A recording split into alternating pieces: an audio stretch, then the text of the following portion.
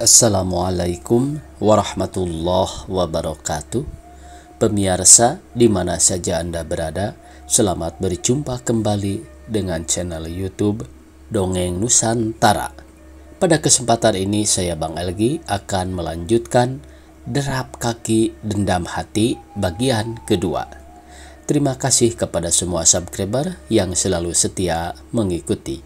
Jangan lupa sambil mendengarkan, klik tombol like atau jempolnya dan bagikan dongeng-dongeng dari channel ini ke pemirsa yang lainnya. Selamat mendengarkan. Karena itu, ia mampir pada seorang kenalan lama di perkebunan itu yang diketahuinya juga sering membantu pasukan gerilya. Rejo, kenalan setiawan itu, memperingatkan supaya mereka hati-hati terhadap Owe yang suka main tangkap. Peringatan ini dituruti benar oleh setiawan, sedang buat Jen peringatan itu lebih bersifat ancaman. Karena itu, kedua pemuda tanggung ini meneruskan perjalanan melalui jalan tikus yang tidak biasa dilalui orang. Mereka berusaha menghindari Owe. Perjalanan melalui pinggiran perkebunan, memasuki hutan, menyeberangi sungai, dan mendaki bukit. Jauh sekali bedanya dari tamasya indah seperti yang dinikmati oleh Hayati. Pikiran begini sering-sering terlintas mengganggu benak setiawan, namun mereka terus berjalan tanpa banyak bicara. Memang peluh telah membasahi tubuh dan letih telah mengendap di kaki, tapi betapa kagetnya mereka mendengar suara seram dari hutan sebelah kiri, disusul oleh simbahan daun ilalang yang diterobos oleh babi hutan yang lari jauh-jauh. Ketika mereka mencapai sebuah pendakian di atas sebuah anak sungai, mereka tiba di sebuah kampung.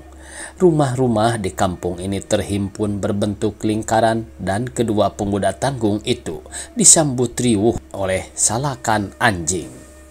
Seorang laki-laki setengah tua memanggil anjing itu dan langsung menghampiri Setiawan dan Zen. "Saudara ini mau kemana?" tanya laki-laki itu dengan sopan. "Kami mau ke kampung Bunga Raya," jawab Setiawan. "Kamu dari mana?" tanya laki-laki tua itu lagi. "Kami dari Rantau Parapat, Pak." "Dari Rantau Parapat?" tanya laki-laki itu keheranan. "Apa maksud kalian kemari?" "Kami ditugaskan menemui Kapten Manap." "Untuk apa?"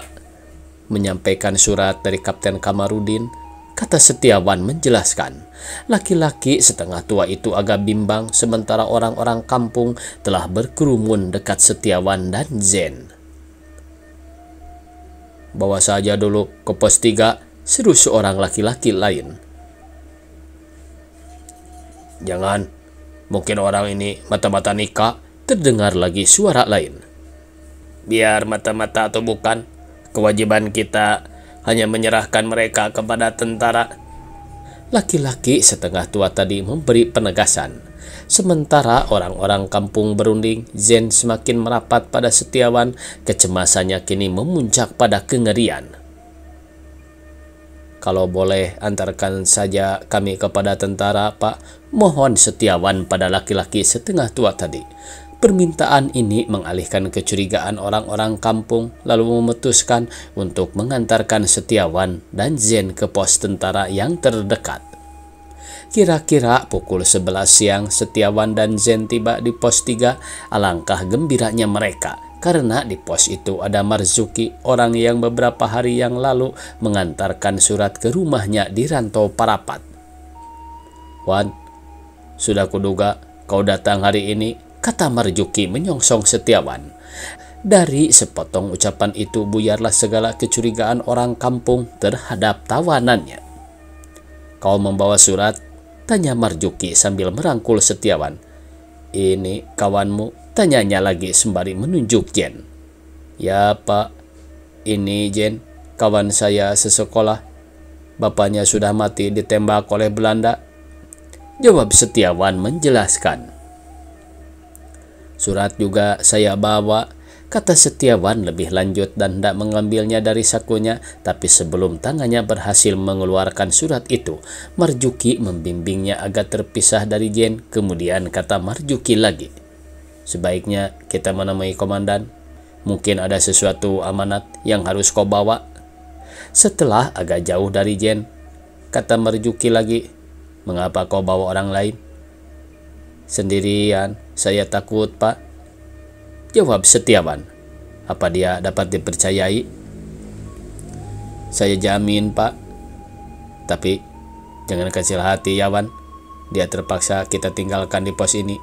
Hanya kita berdua saja menemui komandan. Sementara itu Marjuki memanggil seorang prajurit dan menyuruhnya mengajak Jen melihat-lihat prajurit yang sedang berlatih. Ia sendiri dan Setiawan pergi ke jurusan lain menempuh jalan yang agak sukar. Akhirnya mereka tiba di satu perkemahan yang terdiri dari 3 buah gubuk. Kapten Manap mereka dapati sedang duduk menghadapi sebuah peta tua yang lusuh ditemani oleh 2 orang lain. Segera Marjuki memberi laporan tentang kehadirannya bersama Setiawan. Apa kabar Setiawan? Anakku yang paling setia, kata Kapten Manap. Matanya memandang nanar kepada Setiawan. Menggerenang air mata, Setiawan menerima ucapan kebapaan yang demikian dan entah karena apa, ia berlutut mencium tangan orang yang sudah separuh baya itu lalu mengulurkan surat yang dibawanya.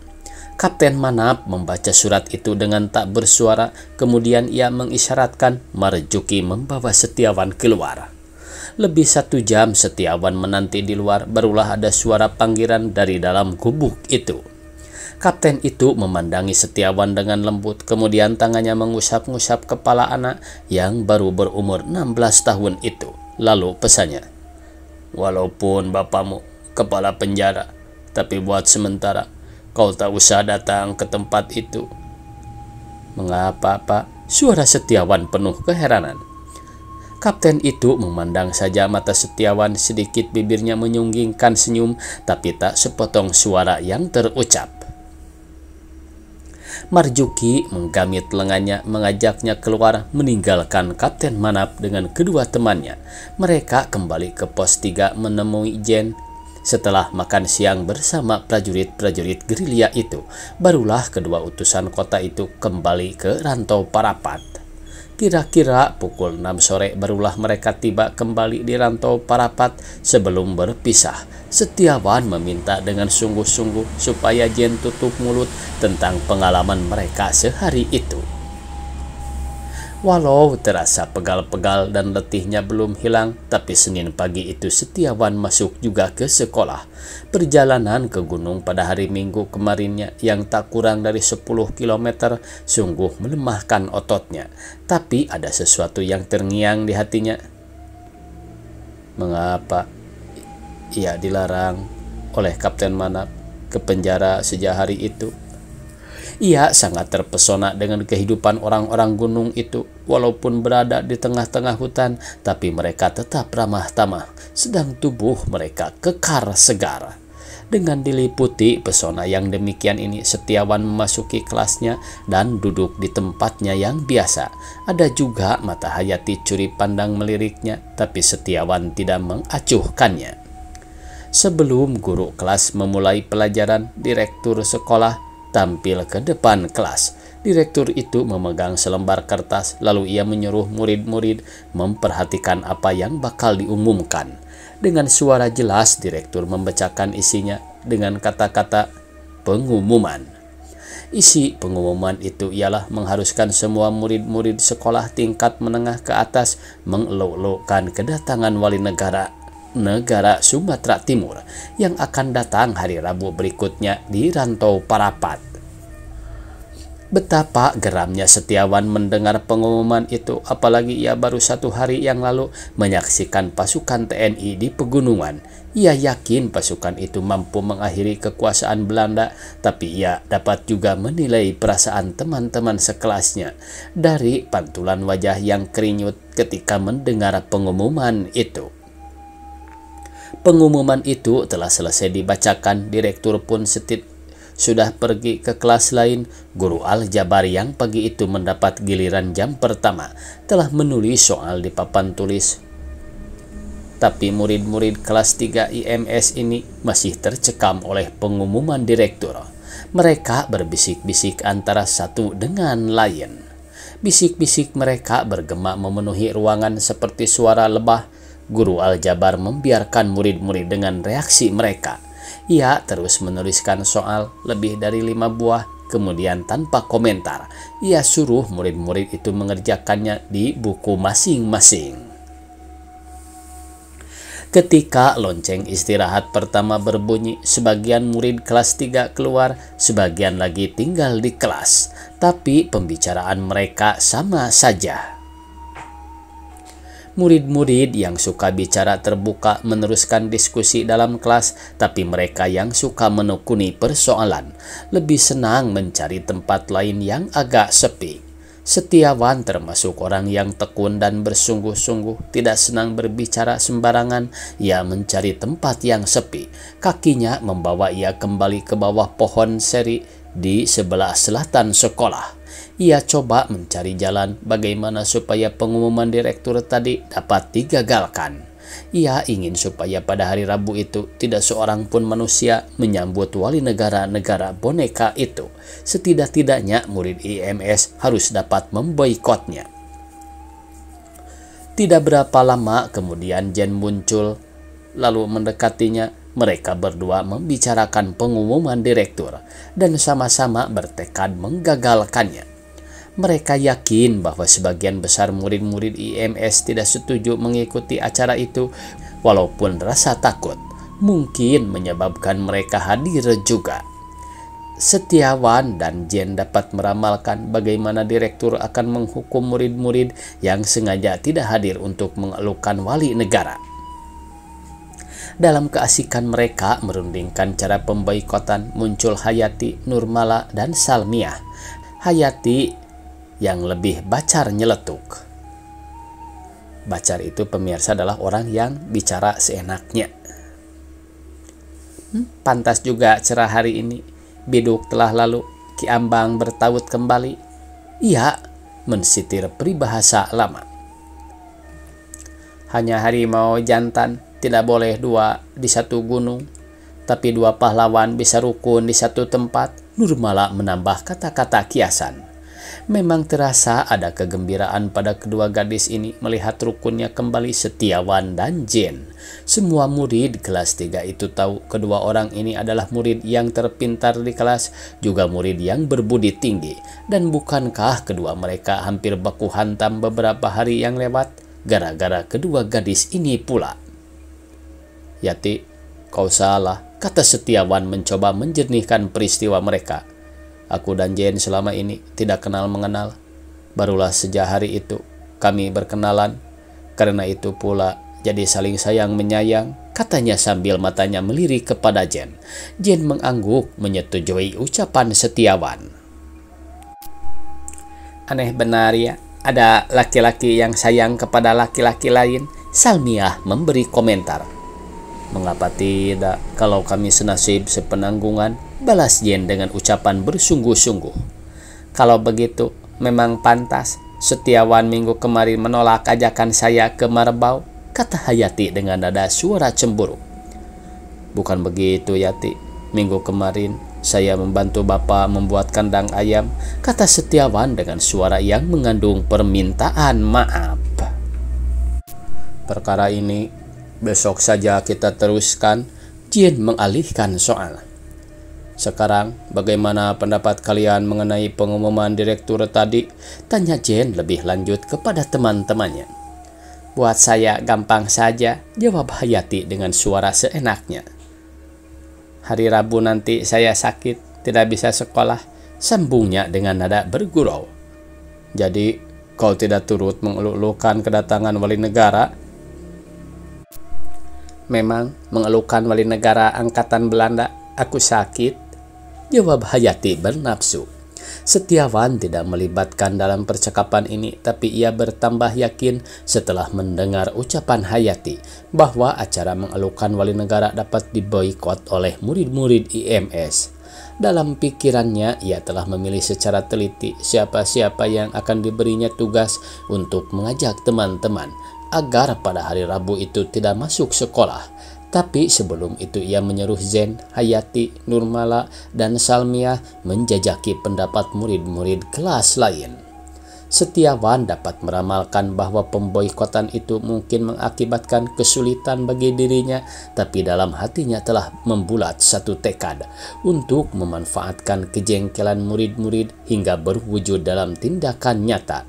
Setiawan merasakan satu kesalahan bila kesempatan ini tidak dimanfaatkannya. Tekad Setiawan semakin teguh setelah menerima keterangan dari teman-temannya tentang hasil penjajakan mereka.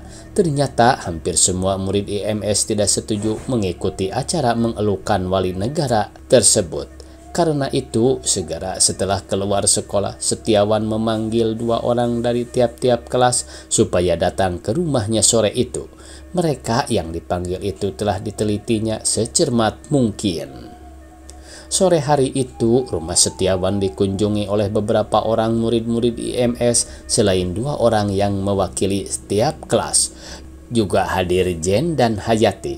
Setiawan menjelaskan maksudnya secara tenang dan jelas kepada wakil-wakil kelas itu. Dikemukakannya supaya mereka mengajak tiap murid dari kelas masing-masing untuk tidak masuk sekolah pada hari Rabu. Dengan cara itu mereka terhindar dari keharusan berdiri di pinggir jalan menantikan dan mengeluk-elukan wali negara. Apa yang diharapkan oleh Setiawan disanggupi oleh teman-temannya. Mereka berjanji akan menemui rekan-rekan sekelas masing-masing malam itu juga atau paling lambat besoknya di sekolah. Alangkah kagumnya Setiawan dan Jen atas kesanggupan orang-orang pilihannya itu untuk menunaikan tugas yang sebenarnya berbahaya. Tidak dapat dibayangkan bagaimana direktur sekolah IMS Rantau Parapat menghadapi pemboikotan murid-muridnya. Walaupun jam sudah menunjuk angka 7, tapi yang hadir di sekolah barulah kira-kira 4-6 orang. Padahal murid-murid IMS berjumlah lebih dari 200 orang. Bidin, demikian nama direktur itu, mondar-mandir di ruang kantornya, kemudian keluar lagi, wajahnya muram, kosong, dilanda kebingungan. Guru-guru yang telah hadir satu demi satu ditanyainya mengapa murid-murid belum juga datang. Juga murid-murid yang hanya 15 orang hadir, satu demi satu ditanyainya apa sebab murid-murid yang lain tidak datang. Tapi baik guru maupun murid tidak ada yang dapat memberikan jawaban yang memuaskan direktur. Mereka memang tidak tahu bahwa murid-murid melakukan pemboikotan. Dengan marah bercampur jengkel, direktur akhirnya mengangkat telepon minta bicara dengan sekolah Cina. Tidak ada jalan lain baginya demi menjaga nama baik sekolah IMS. Terpaksa ia meminta sebagian murid sekolah Cina supaya mereka bergabung dengan sekolahnya di bawah bendera IMS. Maka jadilah barisan IMS berwajah Cina. Seperti prajurit yang memenangkan satu pertempuran, demikianlah pada hari Kamis pagi Setiawan menimbang kebanggaannya memasuki halaman sekolah. Ia bersama kawan-kawannya telah berhasil memboikot acara mengeluk-elukan seorang pembesar angkatan Belanda. Dan dalam hatinya ia telah siap menghadapi setiap ganjaran, sebab ia pun pernah membaca tulisan seseorang, entah siapa, dia tidak ingat lagi, yang berbunyi, tiada perjuangan tanpa pengorbanan. Halaman sekolah masih sepi, memang hari masih pagi, murid-murid IMS belum ada yang datang, kecuali Setiawan sendiri. Ruang kantor direktur masih tertutup, hanya ruang-ruang kelas yang telah dibuka oleh penjaga sekolah. Setiawan membawa sepedanya ke gubuk penitipan sepeda sambil memendahi tasnya. Dari belakang didengarnya lonceng sepeda berdering disertai suara. Sepagi ini sudah datang? Tanyanya, bahwa suara itu adalah suara Nurmala. Setiawan menoleh ke belakang dan Nurmala mendekatnya sambil memangkir sepedanya di samping sepeda Setiawan. Kemudian mereka melangkah ke arah ruangan kelas, tapi tertegun karena nampak Hayati masuk dengan beberapa kawan lain. Waktunya habis pemirsa, dicukupkan sekian, semoga esok kita bisa berjumpa kembali. Billahi taufiq wal hidayah, wassalamualaikum warahmatullahi wabarakatuh.